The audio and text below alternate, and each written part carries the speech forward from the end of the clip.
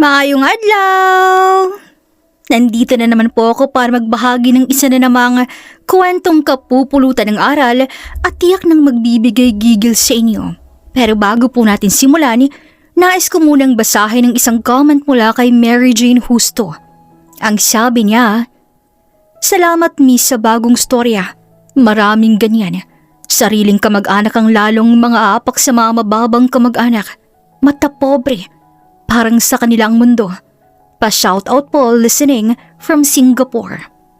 Totoo, minsan hindi estranghero ang mananakit at mga apak sa'yo, kundi ang sariling kadugo natin. At mas masakit yun kasi sila pa sanang inaasahan mong iintindi at susuporta sa'yo. Pero sila pa ang unang mga apak sa'yo. Shoutout po sa'yo dyan sa Singapore, Ma'am Mary Jane Justo. At shoutout din po kay Madel Gamuak listening all the way from Kuwait. Ruby Baskugin from Saudi Arabia. Remedios Coneta from Bacoor, Cavite. Josefa Cabrera from Coronadal City. Carlon Aloha Joyce Caliva Arteaga. Maria Teresa Sabido from San Miguel, Iloilo. Ocean Love Story. At kay Miss Mai Tiong na lagi pong nakikinig dito sa Kuya Agustin Stories. Hello ma'am, kumusta po kayo? At sa lahat ng ating mga kasalo sa kwentuhan, saan mang panig ng mundo, mag-iingat po kayo lagi at maraming salamat sa inyong walang sawang suporta. Daghan kayong salamat at simulan na po natin ang kwento. Tahimik na buhay ang pinapakita ni Nicole. Pero sa loob, unti-unting bumabalik ang sugat na akala niya'y matagal niya ng kinalimutan. Nang matuklasan niyang may kabit ang asawa ng si Joseph, hindi siya nagwala. Hindi siya umiyak. Sa halip, pinanood niya lang to hanggang sa makita ng apelido ng babae, Villanueva. Parang binuhusan siya ng malamig na tubig.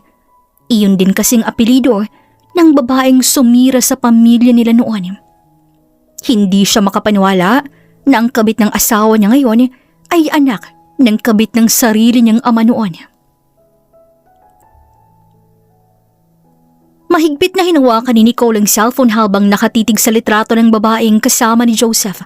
Nakangiti ito, bata, maganda, komportable sa mga yakap na hindi dapat para sa kanya. Kinagabihan, pinuntahan niya ang kabit. Pagbukas ng pinto, bumungad agad si Jessica. Nakasuot lamang to ng matipis na damit at halatang bagong ligo. Ngunit nang makita si Nicole, bahagyang nawala ang kumpiyansa sa mukha nito. "Mrs. Madrigal, anong ginagawa mo rito?" Tanong nito at pilit na ngumiti. Hindi sumagot si Nicole. Dahan-dahan niyang itinaas ang cellphone at ipinakita ang litrato nilang dalawa ni Joseph sa hotel. Gaano nakatagal? Nanigas si Jessica sandali bago marahang napangiti. Hindi ako kabit, querida. I know I'm his wife, but who are you? His girlfriend? His rebound? His mistress? Weekend hobby? Sino ka ba talaga sa buhay ng asawa ko? Tahimik pa rin si Jessica, pero doon mas lalong lumakas ang loob nito. Honestly, matagal lang hindi masay si Joseph sa'yo. Ako lang ang nakakaintindi sa kanya. Natatawang sabi ni Jessica habang nakasandal sa pinto. Parang may malamig na kutsilyong dahan-dahang tumuso kay Nicole. Pero hindi pa siya nagtaas ng boses. Anak ka ni Amelia Villanueva, di ba? Tama ako? Tanong niya at nawala bigla ang ngiti ni Jessica. Teka, paano mo? Anak ka ng babaeng sumira sa pamilya namin? Tinitigan lamang siya ni Jessica bago marahang tumawa. So, totoo pala. Ikaw yung anak ng legal wife? Ay... Legal wife? Irang tawag ng mama mo sa babaeng niloko? At least mama ko hindi nagpakatanga. Hindi siya nagmakaawang mahalin. Mabilis namang sagot ni Jessica. Parang may sumabog sa loob ni Nicole nang marinig yun.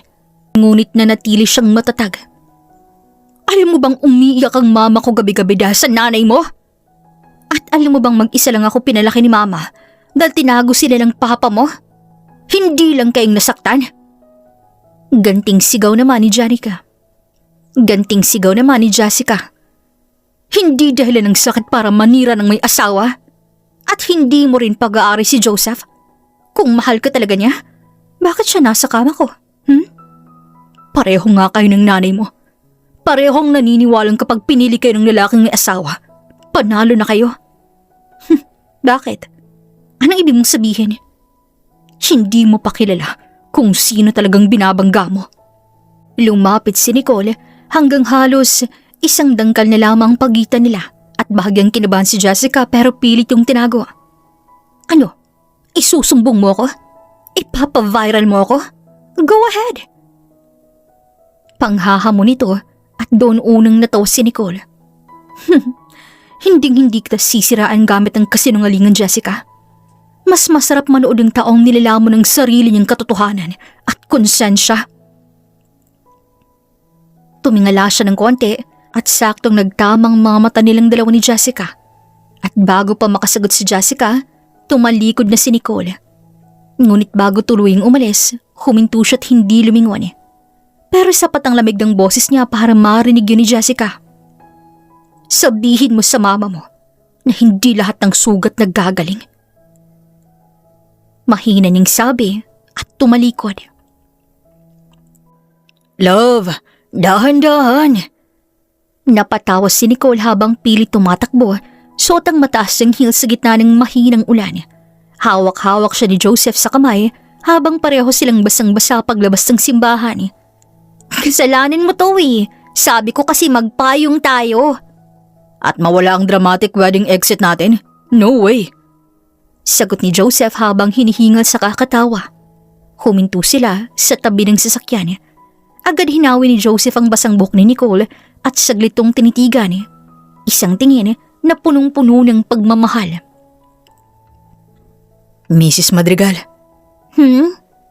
Ang ganda mo. Bulero. Namula siya kahit pa ulit-ulit niya na itong naririnig buong araw. Hindi Hindi pa rin ako makapaniwalang asawa na kita. Lumapit pa si Joseph at marahang hinawakan ang kanyang muka. Lumipas ang mga buwan na para bang panaginip. Palaging magkasama sina Nicole at Joseph sa grocery, midnight drive, simpleng breakfast dates hanggang sa walang katapusang kwentuhan nila tuwing madaling araw. Kahit pagod si Joseph sa trabaho, hindi nito nakakalimutang halikan siya sa noo pagka-uwi. Kahit gaano naman ka-busy si Nicole, sinisigurado niyang sabay silang kakain.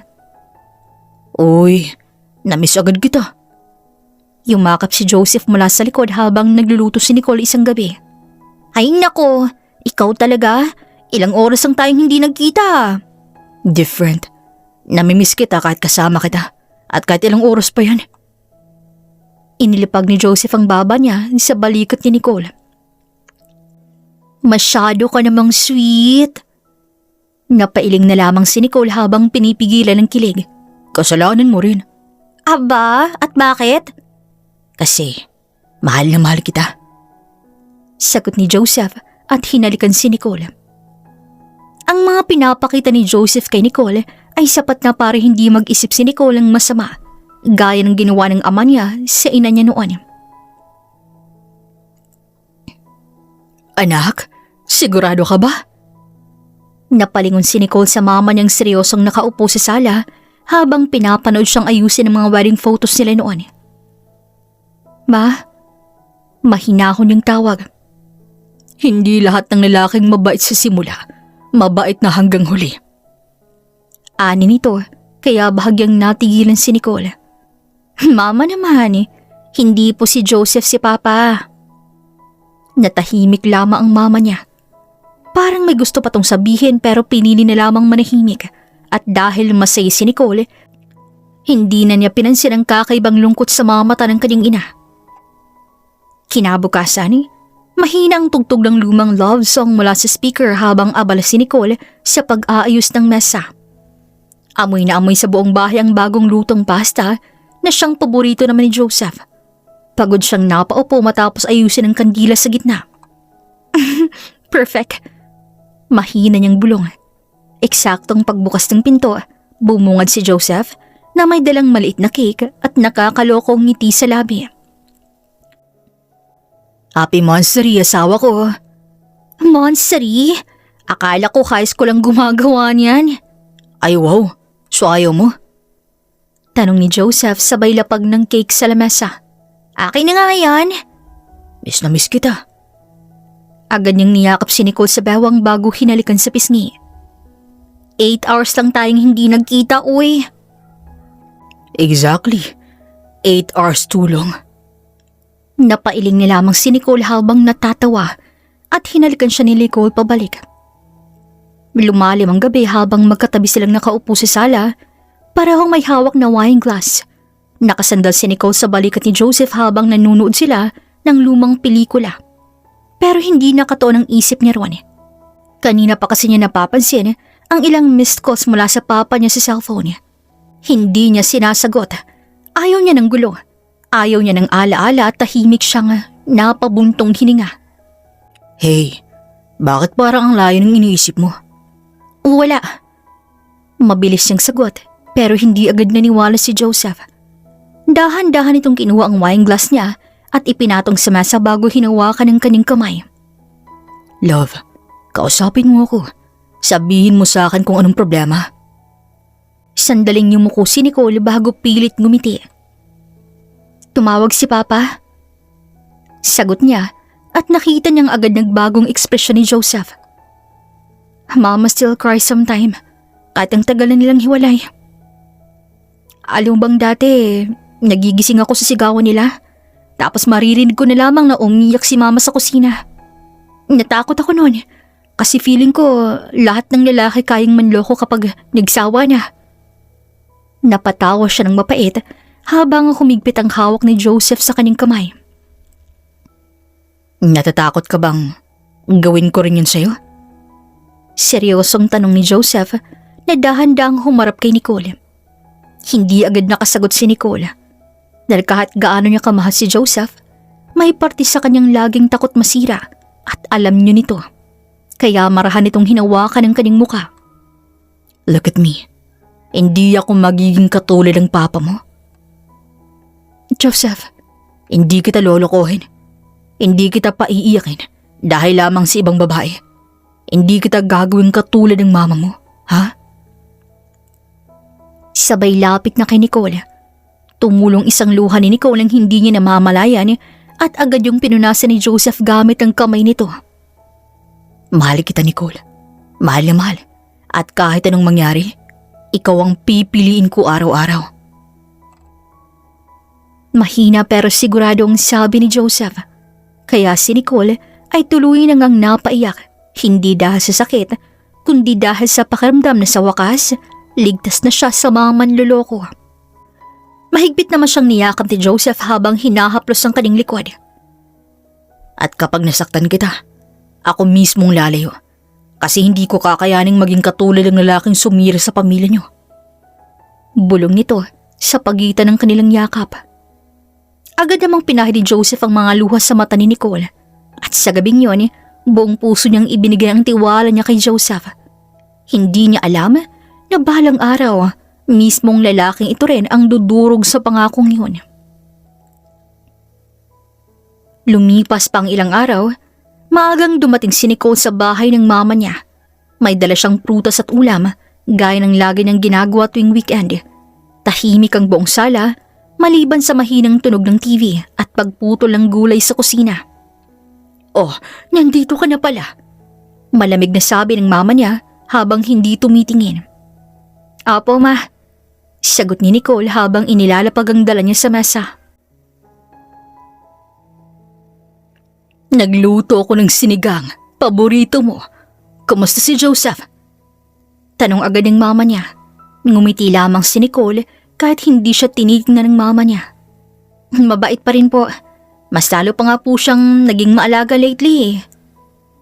Masayang sagot ni Nicole kaya saglit namang huminto ang mama niya sa paghiwa at dahan-dahan tong tumingin sa kanya. Anak, lahat ng lalaking mabait sa simula magiging komportable sa paniloko kapag akala nila hindi sila mahuhuli. Mama naman, di ba po sabi ko sa inyo, ibang-iba si Joseph? Alam mo anak, ganyan din ang sinabi ko sa sarili ko dati, na ibang-iba ang papa mo. Na hindi siya kagaya ng iba. Iyon din ang paulit-ulit kong sinabi. Pero tingnan mo naman ngayon kung anong nangyari sa aming dalawa. Ma, si Papa yon. Ibang tao po si Joseph. Hindi po siya ganon. Alam mo ba kung paano niya ako tratuhin? Para akong isang reyna, Ma. Lagi siyang umuwi ng maaga kapag kaya niya at hindi po siya nagtatago ng kahit ano. Hindi rin nagtatago ang papa mo noon. Ma, tulad nga po ng sabi ko, hindi po si Joseph si Papa at hindi po si Papa si Joseph. Magkaiba po sila. Hindi porket ginawa ni Papa yun sa'yo ay gagawin na po ni Joseph sa akin. Lahat ng babae sinasabi yan. Hanggang sa isang araw, huli na ang lahat. Doon na nga tila bahagyang nainis si Nicole. Ma, sobra ka na. Si Joseph mahal na mahal ako. Kita mo naman, araw-araw niyang pinaparamdam yun. Hindi niya kayang magsinungaling ng ganon. Nicole, hindi lahat ng pagmamahal totoo. Para sa kanya, totoo. Hindi niya ako kayang lokohin. Kitang-kita ko sa mga mata niya, Ma. Hindi na nakasagot ang mama niya, kaya agad na rin nagpaalam si Nicole. Pag-uwi niya, naroon na si Joseph sa sala, nakahiga sa sofa habang nagsiselfone. Pagpasok niya, agad tong ngumiti. Oh, andyan na palang Reyna ko eh. Reyna agad? Oo naman. Sino pa bang magre-Reyna sa'yo kundi ako, Tumayo si Joseph at sinalubong siya. Niyakap siya nito mula sa likod habang tinutulungan siyang tanggalin ang coat niya.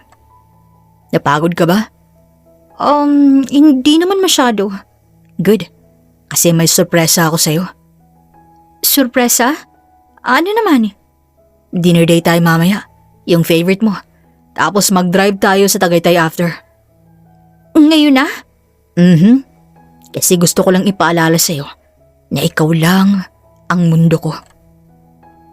Hinawakan naman ni Joseph ang kanyang kamay. Natahimik na lamang si Nicole at sa gitna ng babala ng mama niya, ng mga takot na hindi niya pa kayang tanggapin, mas malakas pa rin ang tinig ng lalaking nasa kanyang harapan. Love? Salamat ha. Ani ni Nicole at ngumiti. Ngumiti din si Joseph pabalik. Hinila siya palapit at hinalikan sa noo. Wala kang dapat ipag-alala, love. Hindi ako katulad ng mga lalaking sinasabi ng mama mo.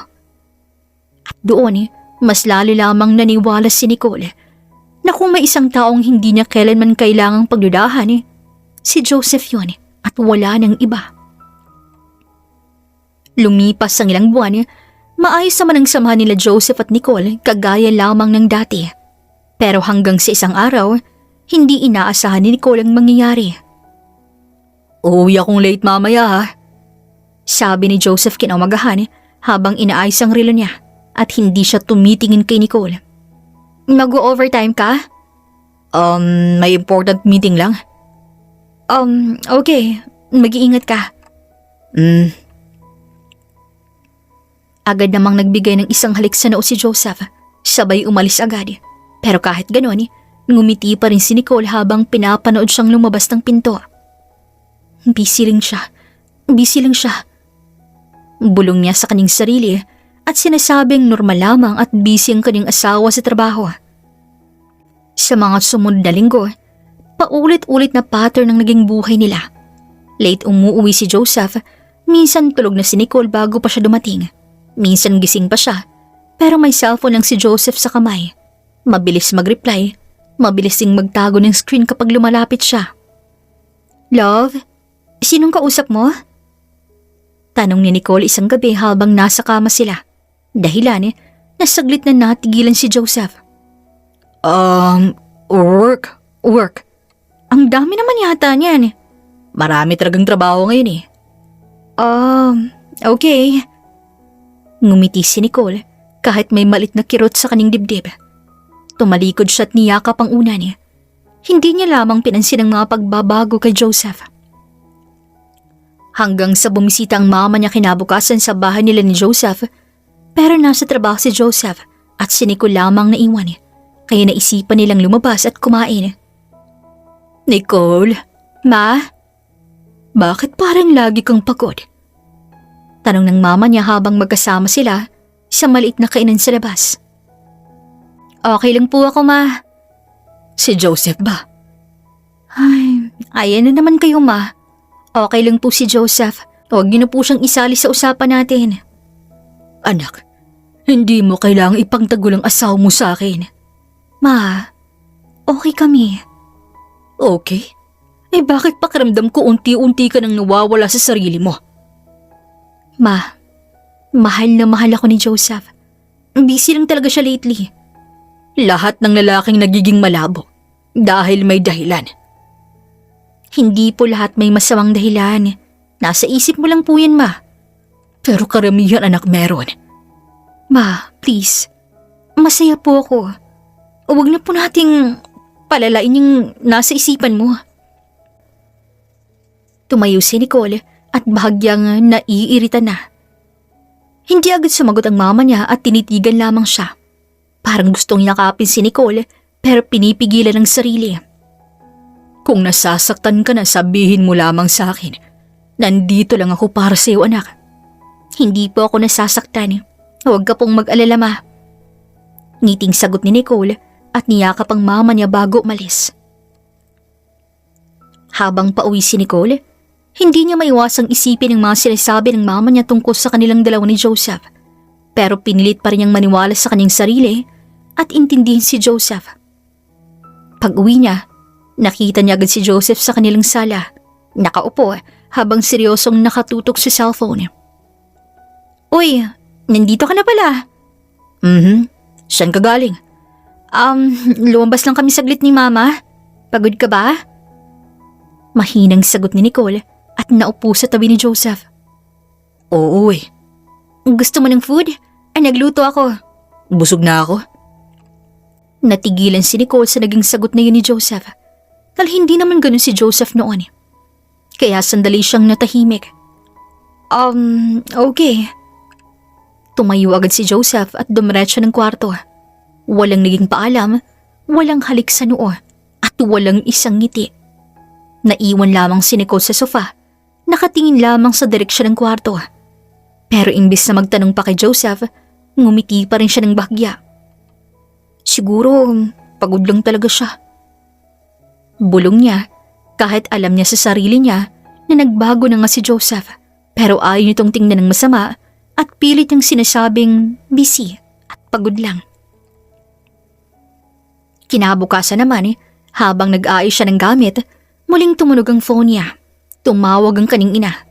Saglit siyang tumitig sa screen at agad na sinagot.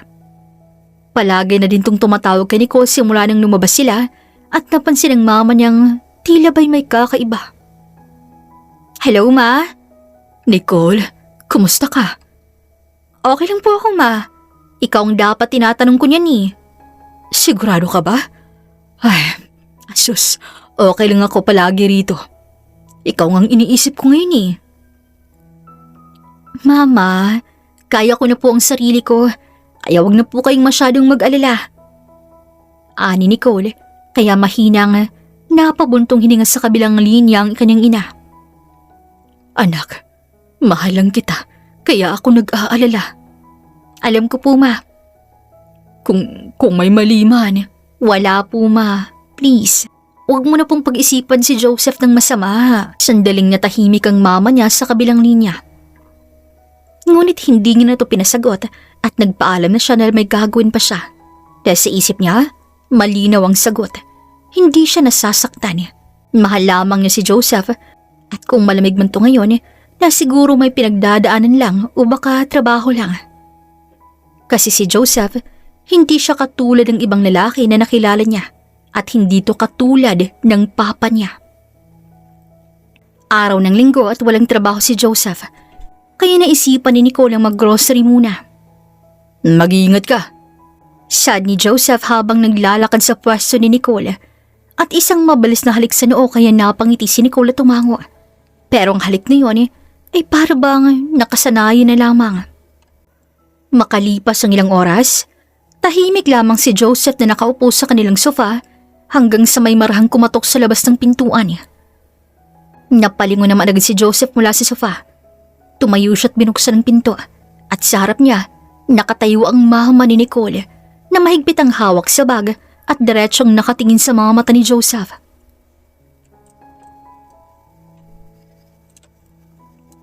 Pwede ba tayong mag-usap? Malamig, ngunit diin ang pagkakasabi ni Aling Dilaros. Tahimik lamang si Joseph. Pagkatapos, bahagyang tumabi at pinapasok ang matanda. Pasok po. Naupo agad sila sa sala. Walang ibang ingay kundi ang tiking ng wall clock.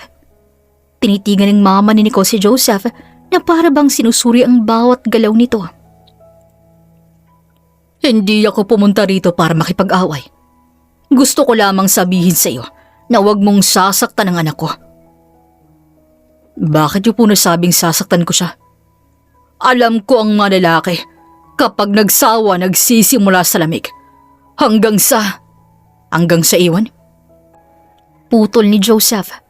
Kaya natigilan si Aling Dilaros habang dahan-dahan namang sumandal si Joseph sa sofa. Hindi po katulad ng iniisip niyo. Lahat ng lalaki ganyan magsimula. Pero hindi po ako katulad ng asawa ninyo. Anong sinabi mo?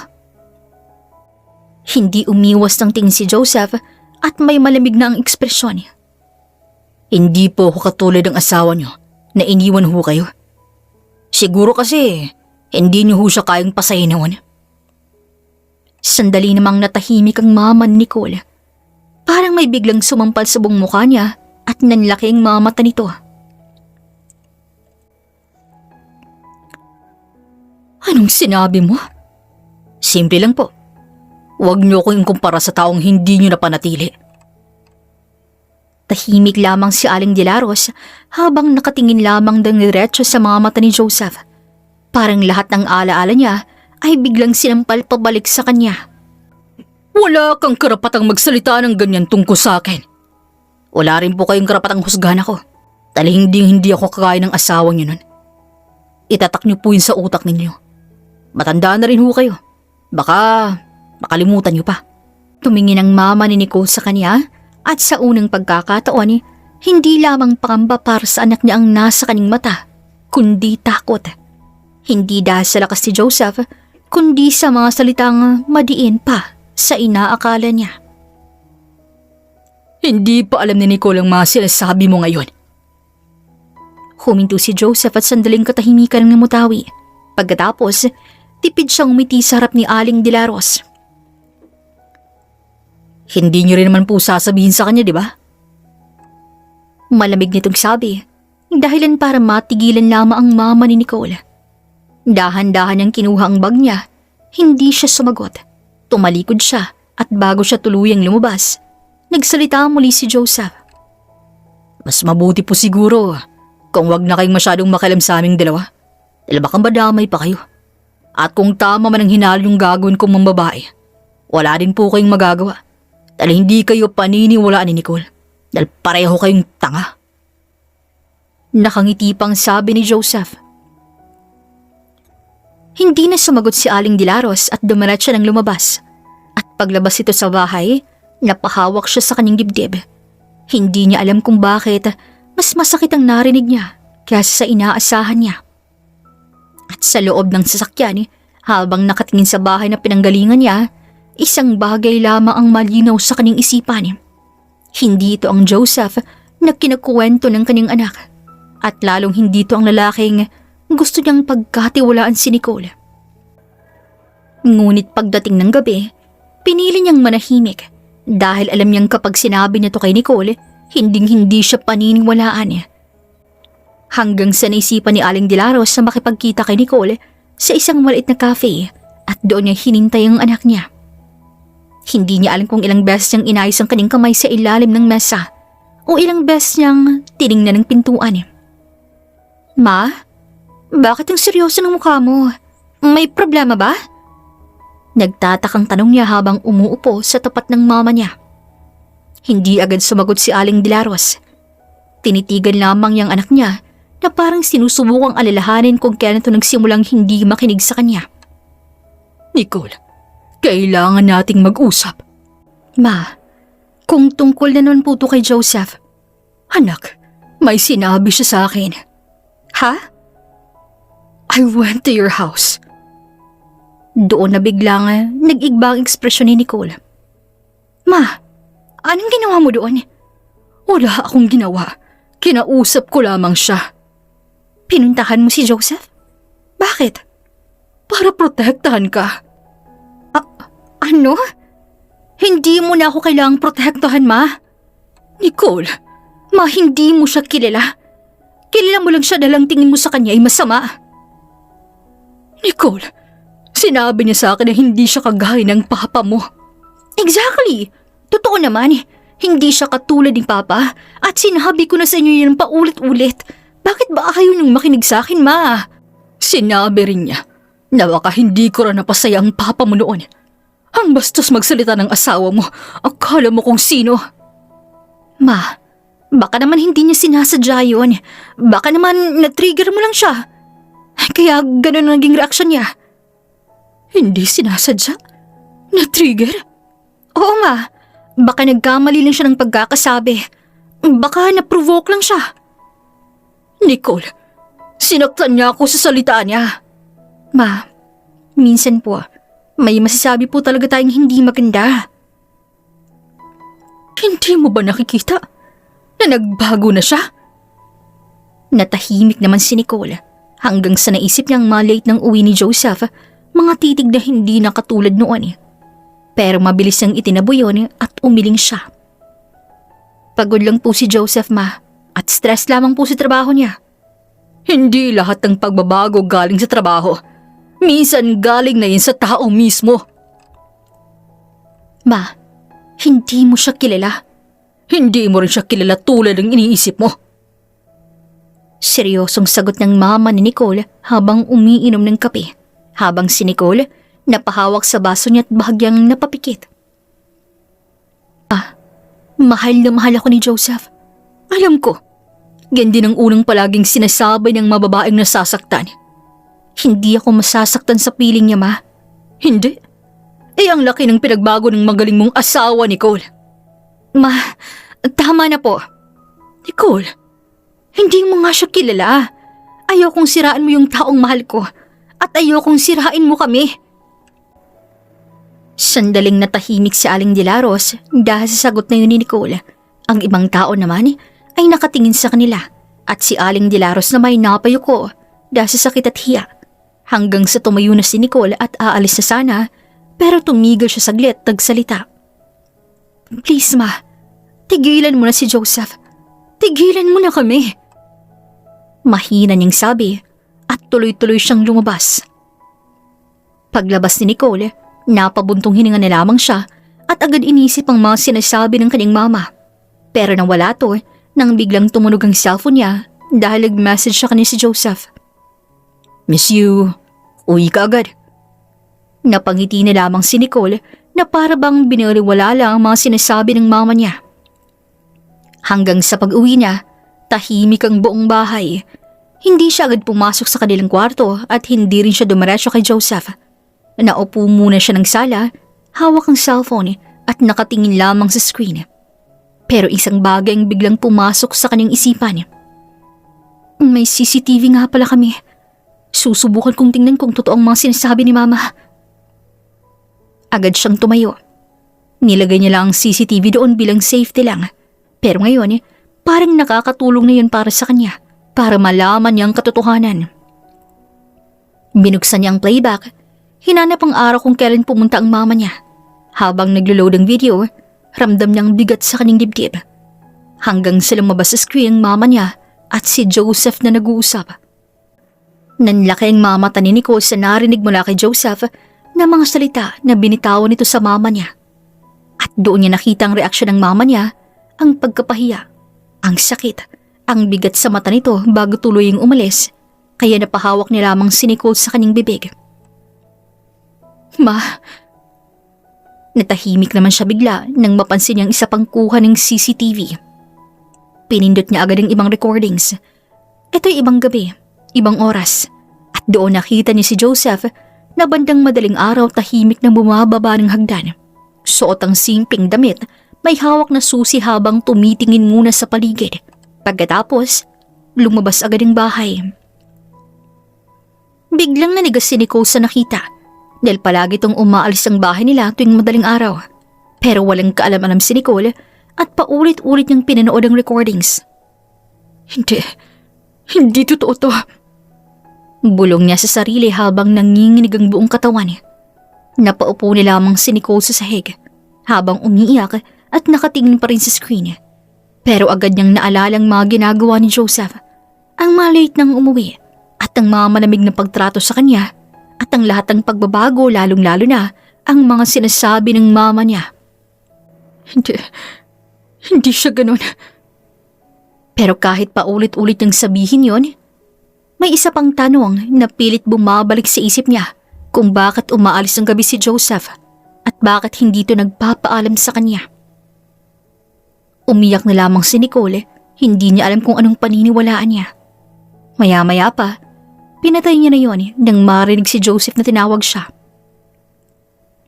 Pagkatapos silang kumain, naunang pumasok si Nicole sa kanilang kwarto habang si Joseph ay pumunta muna ng banyo hanggang sa marinig niya ang tunog mula sa cellphone ni Joseph. Isang notification na nakapatong sa bedside table niya. Sa isip niya, dapat hindi niya na ito titingnan dahil alam niya kung sino. Pero lumapit pa rin siya at kinuha ang cellphone ni Joseph at doon isang message ang bumungad sa kanya at ang pangalan, Jessica. Babe, uwi ka na ba? Miss na kita. Nanigas si Nicole ang mabasa niya yon at parang biglang huminto ang kanyang mundo. Babe, bakit ang tagal mo? Nandyan pa ba si Nicole? Ingat ka ha, I love you. Dagdag nitong mensahe, kaya humigpit ang hawak ni Nicole sa cellphone at biglang lumakas ang tibok ng kanyang dibdib. Nicole? Tawag ni Joseph mula sa pinto, kaya napalingon siya at dahan-dahang niyang ibinaba ang cellphone. Isang segundo lang, pero sapat para makita ni Nicole ang pag-iiba ng mukha ni Joseph. Anong ginagawa mo sa phone ko? Wala. Anong wala? Doon na dahan-dahang tinitigan niya to.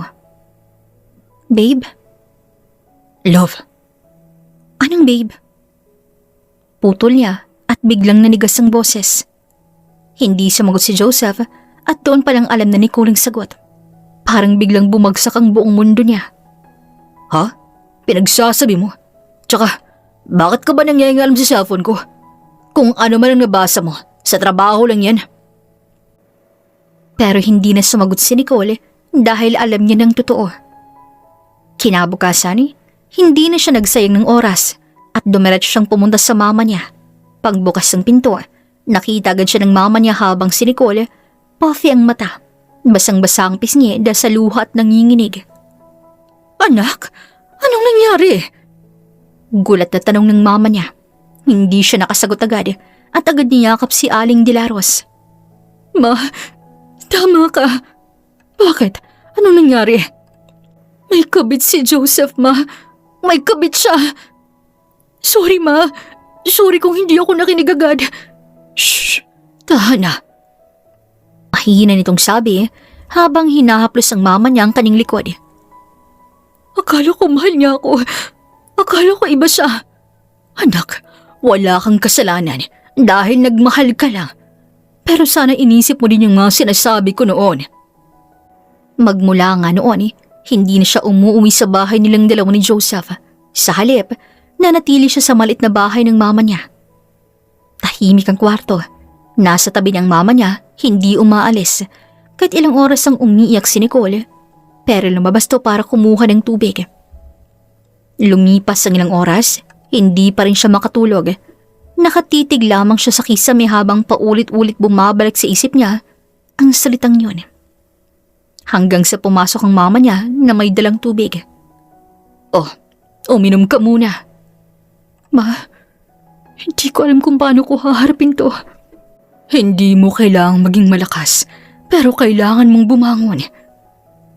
Ma, hindi ko hahayaang matapos na ako lang nasasaktan. Maghihiganti ako. Hindi ko siya hahayaang lokohin ako habang tahimik lang ako. Hindi ako katulad ng babaeng basta na lamang iiwan at iiyak lang. Di kita pinalaking masama, Nicole. Hindi to masama, Ma. Dahil ang paglalaban ko ay yung katotohanan. Kinabukasan, maaga pa lang ay nasa laptop na nakataon si Nicole para mag-imbestiga sa babae ni Joseph. Habang nagsisearch siya, isa-isang tinitignan ng mga pangalan, accounts at traces na posibleng magdugtong sa babae sa likod ng lahat. Hanggang sa nakita niya ang buong pangalan ng babae, Jessica Villanueva. At paulit-ulit ang tinititigan ang pangalang yun. Hindi ito totoo. Imposible. Mahina niyang bulong pero patuloy pa rin siya sa paghanap ng eksaktong impormasyon.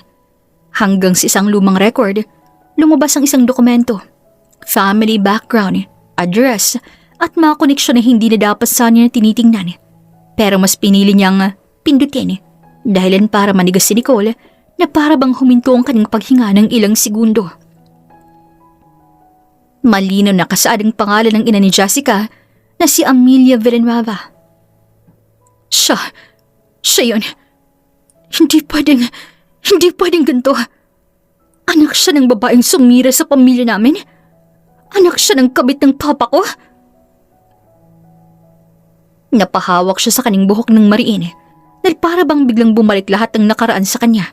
Ang mga sugat na dinanas ng mama niya, ang trauma at ang lalaking iniwan sila. Dahil sa malakas iyak ni Nicole, narinig siya ng mama niya mula sa kabilang kwarto kaya pumunta ito agad. Nicole anak, anong nangyari? Ano bang gusto nila sa atin, Ma? Ha? Gusto ba nilang ulitin lahat? Anak, bakit?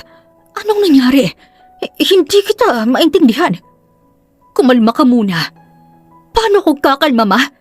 Anak pala siya ng babaeng sumira sa buhay mo. Tapos siya pa talaga yung kabit ng asawa ko. Ano? Paulit-ulit lang. Parang wala lang. Parang laro lamang lahat ng trato ng mga tao sa buhay ko. Pero hindi ako papayag. Kung iniisip nilang magpapakatanga ako, nagkakamali sila. Hindi ako papayag na gagawin nila sa atin to, Ma. Kaya sa ayaw mo't sa gusto mo, gagawin ko sa kanila kung paano nila tayo binaboy.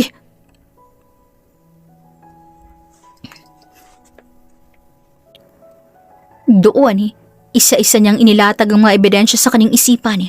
Mga mensahe, mga oras ng pag-alis ni Joseph, mga screenshot ng mga mensahe ng babae, mga lumang impormasyon tungkol kay Jessica, at ang pinakamabigat na koneksyon ng parehong pangalan na paulit-ulit bumabalik sa isipan nila. Amelia Villanueva. Nicole, anong gagawin mo? Ginagawa ko yung hindi ko nagawa noon, Ma. Anak, pinapakita ko kung gaano kalalim yung kasinungalingan nila. Hindi lang si Jessica, hindi lang si Joseph. Lahat sila. Kasama ang papa mo? Kasama siya. Lahat sila, Ma. Pagbabayaran nilang ginawa nila. Nicole, hindi mo na mababago ang nakaraan. Oo. At hindi ko binabagong nakaraan, Ma. Ipapatikim ko lang sa kanila kung bakit nila tayo niloko. Hindi na ako magpapatalo. Hindi na ako yung babaeng aasa lang at iiyak ng pataguma. Ngayon, hawak ko ng mga ebidensya at wala na silang matatakbuhan pa.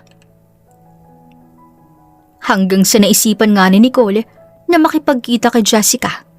Doon sa isang maliit na cafe nakaupo si Nicole, matuwid at matatag. Maya-maya pa'y dumating na ang kabit na Joseph na si Jessica. Ano bang kailangan mo? At bakit mo ako ginugulo? Pairap na bunga din sagot ni Jessica habang nakaupo sa tapat ni Nicole. Hindi mo na dapat itanong pa.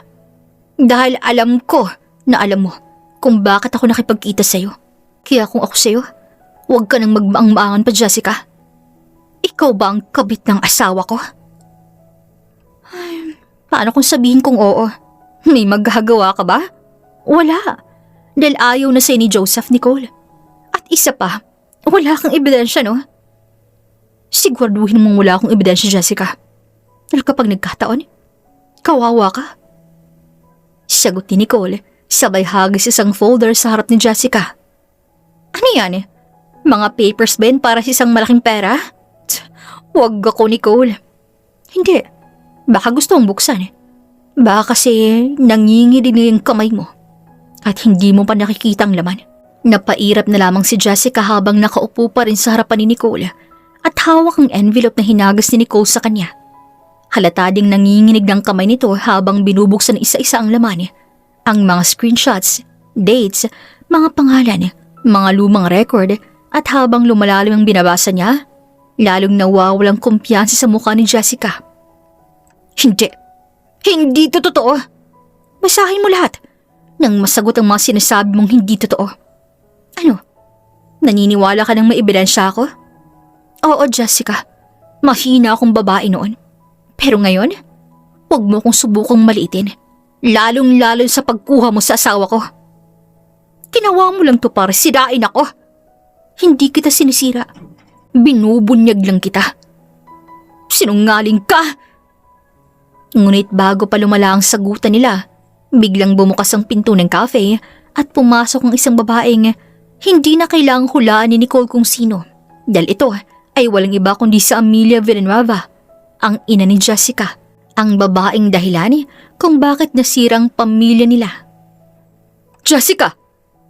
Lumapit agad to at agad napansin ang mga papel sa mesa. Ma, ano to? Tanong niya pero halatang kinakabahan niya. Hindi agad sumagot si Nicole.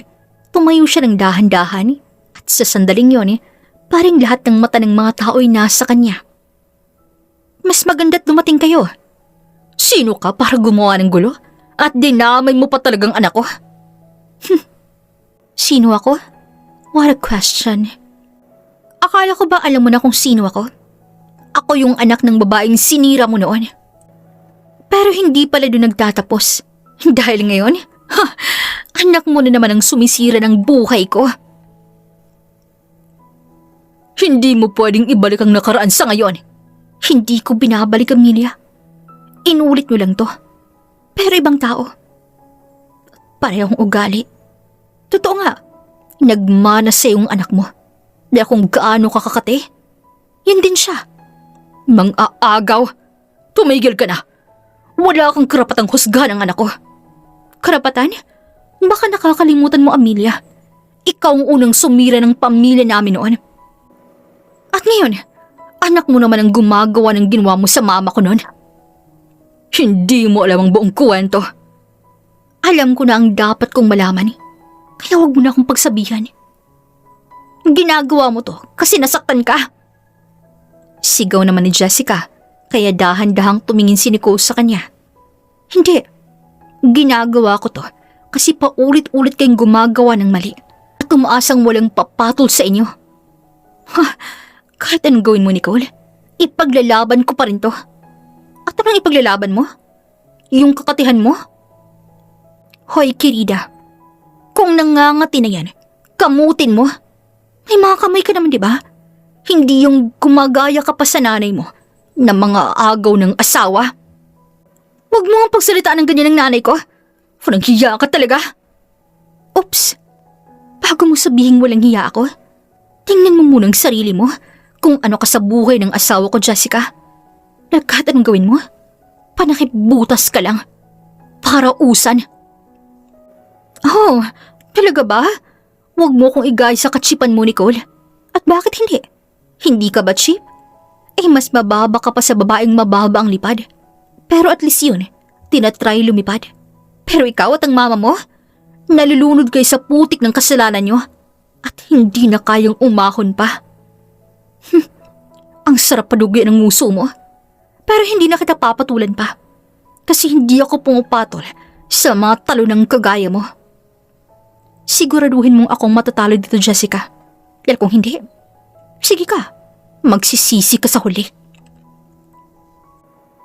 Pero hindi pa tapos ang sagutan nila sa loob ng cafe nang muling bumukas ang pinto. At doon pumasok si Aling Delaros, ang ina ni Nicole. Diretso ang tingin, mabigat ang hakbang, at sa likod ng matapang ng mukha, halatang tinatago ang galit na matagal niya ng kinikimkim. Ma, Anong ginagawa mo rito? Aba, talagang nag-imbita pa talaga kayo ng enforcement. Ha? Ma, paano mo nalabang nandito ako? Mabuti pang umuwi na lang kayo. Kaya ko na to. Hindi. Hindi ako uuwi habang sinisira nila ang buhay mo. Ang buhay natin. Sinisira? Kami pa ngayon ang sumisira? Sigaw ni Jessica at biglang tumayo. Ikaw? Ikaw ang kabit ng asawa ng anak ko? Wala kang karapatang magsalita ng kung ano-ano sa anak ko. Ganon eh. Ang anak niyo po ba, inosente? Huwag kang mag-imbento, Jessica. Dahil kilala ko ang anak ko. Ikaw, kilala ka ba ng mama mo? Siyempre oo. Dahil pareho kayong malandi. Aba, para ang baba ng tingin mo sa amin para pagsalitaan kami ng ganyan, Dilaros. Kaya ka iniwan ng asawa mo noon eh.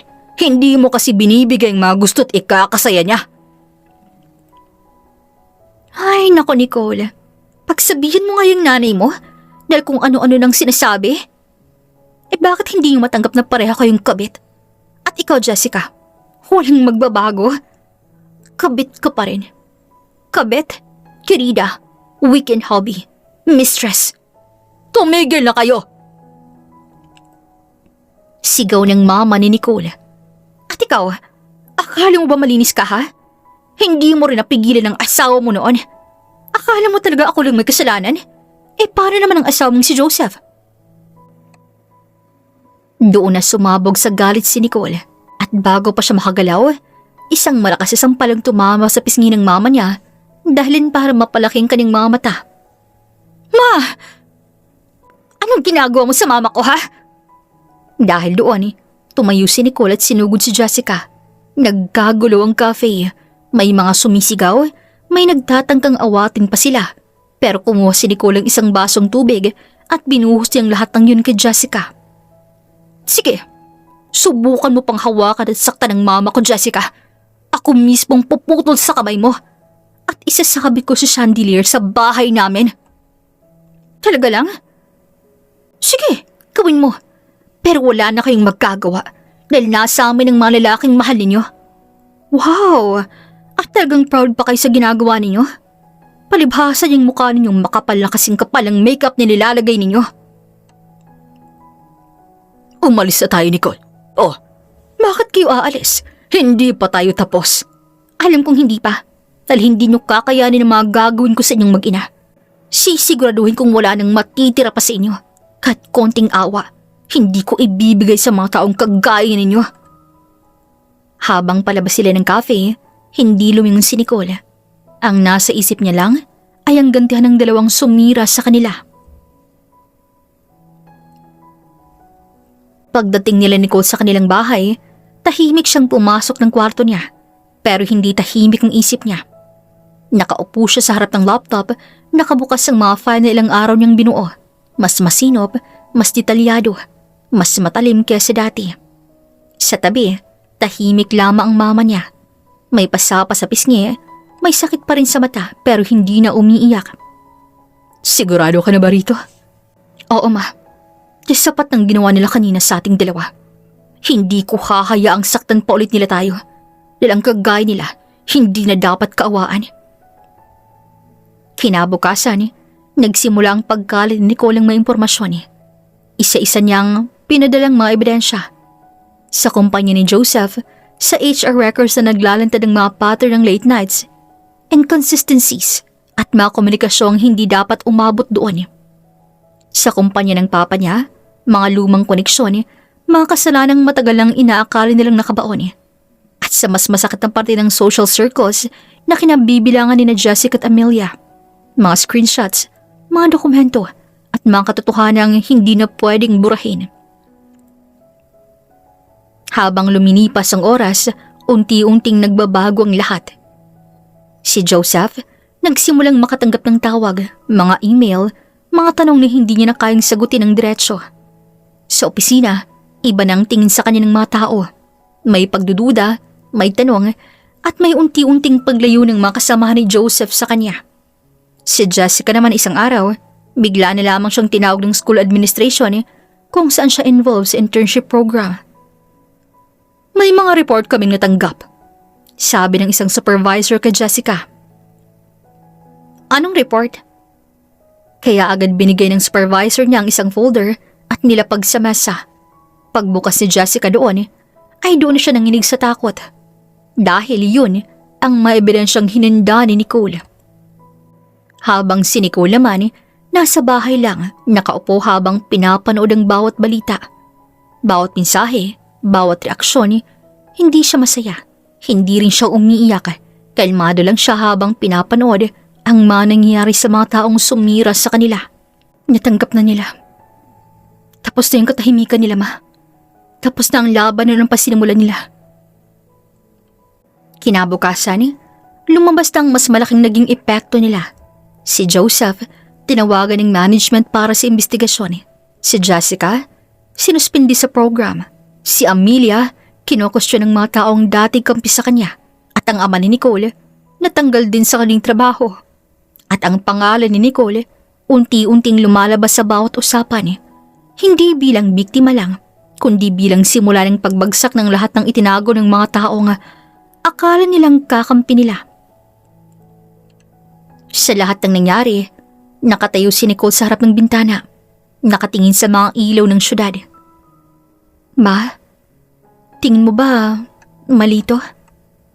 Hindi ko alam kung tama o mali. Pero ang alam ko, pinili mong wag nang apakan ulit at pinili mo ang tama. Kaya salamat, anak. Hindi ako papayag na apak-apakan tayo ulit, ma. At kahit kaya kong lumaban, gagawin ko. Para sa kabubuti natin. Salamat din po. Dahil nandyan ka po palagi sa tabi ko. Kahit matigas ang ulo ko. Agad naman siyang niyakap ng kaning ina. Lumipas ang ilang araw, bumalik na muli sa dating lahat. Sa bahay ni Nicole at ng mama niya, mas tahimik na ngayon. Hindi dahil sa sakit, kundi dahil sa kapayapaan na matagal na nilang binubuo. Hanggang isang araw, Anak, may balita ka ba kay Joseph? Ma, wag na po natin yung isipin. Dahil hindi naman nila deserve isipin ng paulit-ulit eh. Hindi ka man lamang ba nag-aalala? Hindi na, ma. At kung ano man ang nangyari sa kanila, deserve nila yon. At kulang pa nga siguro yon. Wala na akong dapat ayusin sa buhay niya. Sa buhay nila. Kasi ma, natuto na ako. Dati akala ko pag mahal mong isang tao, dapat lumaban ka hanggang dulo. Eh ngayon, ano nang paniniwala mo? Na kapag paulit-ulit kang sinasaktan, hindi mo talaga ipapakita sa kanila na nasaktan ka.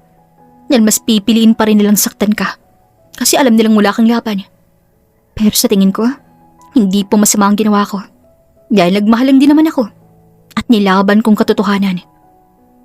Proud ako sa iyo, anak. Nakangiting sagot ng mama niya habang hinahaplos ang mga kamay niya, kaya agad napangiti si Nicole. Lumipas pang ilang buwan, hindi na to kagaya ng mga unang linggo ng gulo. Yung puno ng sigawan, investigasyon at sunod-sunod na pangyayari. Ngayon, tahimik na ang lahat. Pero ang tahimik na yun, hindi kapayapaan para kay Joseph. Ito ang uri ng katahimikang may kapalit. Nakatayo si Joseph sa labas ng isang gusali na dati niyang pinapasok ng walang kaba. Hindi na sir at hindi na boss ang tawag sa kanya, kundi isang pangalang binubulong-bulong lang, pero hindi na ginagalang. Doon niya napagtanto na tuluyang nawala na nga si Joseph sa dati niyang buhay. Habang patuloy kasing sinusubukan ni Nicole na buuin muli ang sarili niya, mas lalo namang nagiging magulo ang mundo sa paligid ni Joseph. Unti-unti niyang nararamdaman kung gaano kabigat ang mawala ng mga taong dati niyang akala'y mananatili habang buhay.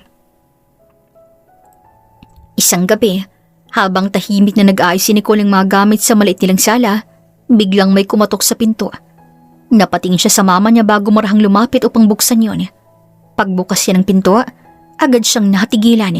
Nakatayo sa kanyang harapan si Joseph. Anong kailangan mo? Pwede ba tayong mag-usap? Mula sa loob ng bahay, sumilip ang mama ni Nicole ngunit hindi ito nagsalita. Alam niyang may mga bagay na si Nicole lamang ang kailangang humarap. Pagkatapos ng ilang segundo, bahagyang tumango si Nicole at tumabas ng bahay. Naupo siya sa lumang bangko sa labas habang malamig ang hangin ng gabi. Hindi agad nagsalita si Joseph. Nakayuko lang to habang mahigpit na magkahawak ang mga kamay. May sasabihin ka ba? Sabihin mo na. Paul, pwede bang ayusin natin to? Alam kong marami akong nagawang mali. Alam kong nasaktan kita ng sobra. Pero please, bumalik ka na. Bumalik saan? Sa dati. Sa atin. At bilang magkaibigan man lang. Joseph, wala nang dati. Hindi ko sinasadya lahat ng nangyari. Nagkamali ako. Nadala lamang ako sa galit, sa pride, sa mga tao sa paligid natin. Pero pinili mo pa rin. Pinili mong piliin si Jessica kasi sa akin. Pinili mong saktan ako. Kahit alam mong wala akong ginagawa sa'yo. Alam ko. Kaya nga nandito ako ni Colby. Please, hindi ko na kaya. Pakaramdam ko nawawala na lahat sa akin eh. Alam mo bang ganyan din ang nararamdaman ko noon? Nung ako yung mag-isa. Nung nandun ka sa kanya kahit madaling araw. Nung bawat pakiramdam ko sa'yo, ako yung mali. Kahit wala naman akong ginagawa. Nasaan ka nun ha? Nung umiiyak ako mag-isa? Nung halos hindi ko nakilalang sarili ko dahil sa mga ginagawa ninyo? Sorry. Sobra akong nagsisisi. Naniniwala akong nagsisisi ka na, Joseph. Pero hindi ibig sabihin nun na kailangan na kitang tanggapin ulit. Please, kahit isang chance lang. Napagod na ako. Napagod na akong umintindi. Napagod na akong masaktan. Napagod akong pilitin ang sarili kong manatili sa mga taong paulit-ulit akong winawasak. At ngayong okay na ako. Ayoko nang bumalik sa lugar na sumira sa akin. Pero may pagkakataon pa ba? Kahit sa future? Hindi ko alam. Pero kung meron man, hindi na ako babalik sa'yo. Sa ngayon, gusto ko lang piliin muna ang sarili ko. Pinapatawad na kita, Joseph. Pero wag kang umasang magiging magandang trato ko sa'yo. Dahil kahit kailan, hindi ko makakalimutan ang ginawa niyo sa akin. Sa amin, ng mama ko. Dahan-dahang tumayo si Nicole. Unti-unting napating sa kanya si Joseph. Puno ng pag-asang mga mata. Parang tuluyang nabasag ang natitirang pag-asa ni Joseph. Tahimik na tumalikod si Nicole at naglakad pabalik sa bahay nila at hindi na siya lumingon pa. Habang si Joseph ay naiwang mag-isa sa ilalim ng malamlam na ilaw ng poste. Sa kanya naramdaman ang bigat ng lahat ng nawala sa kanya. At sa unang pagkakataon, naiintindihan niya na kung bakit may mga sugat na kahit humingi ka ng tawad, hindi na talaga kayang balikan pa. Lumipas pang ilang araw. Ma? Salamat po. Para saan? Dahil hindi mo po ako iniwan noon. Anak kita, kaya kahit kailan hindi kita iiwan. Unti-unting napuno ng luha ang mga mata ni Nicole. Ngunit ngayon, hindi na yun dahil sa sakit, kundi dahil sa wakas, ramdam na ramdam niya na mahalaga siya. Alam mo, nung mga panahong hirap na hirap ka at yung mga panahong hindi ka naniniwala sa akin, palagi akong nagdarasal na sana'y dumating yung araw na makita kitang masaya muli. Mukhang sinagot po yata ni Lord yung dasal mo, Ma. Napatawa ng mahinang mama niya bago siya niyakap. At sa yakap na yon, unang beses naramdaman ni Nicole na tapos na talaga ang lahat. Hindi na siya yung taong durog at nawalan. Hindi na rin siya alipin ng sakit at alaala ng nakaraan. Sa wakas, nakabalik na siya sa sarili niya. At habang lumilipas ang gabi, nanatiling tahimik ang paligid. Ngunit ngayon, hindi na yun uri ng katahimikang puno ng lungkot, kundi katahimikang dala ng isang buhay na sa wakas, payapa na. At sa maliit nilang tahanan, magkasamang hinarap ni Nicole at ang mama niya ang bagong simula. Mas simple man kasi dati, pero mas totoo, mas magaan at mas masaya. Dito na po nagtatapos ang ating kwento ngayong araw. Maraming salamat po sa inyong pakikinig at hanggang sa susunod po muling kwento, dito lamang sa Kuya Agustin Stories. Muli, ito po ang inyong tagapagsalaysay, Miss Regine. Daghang salamat and amping.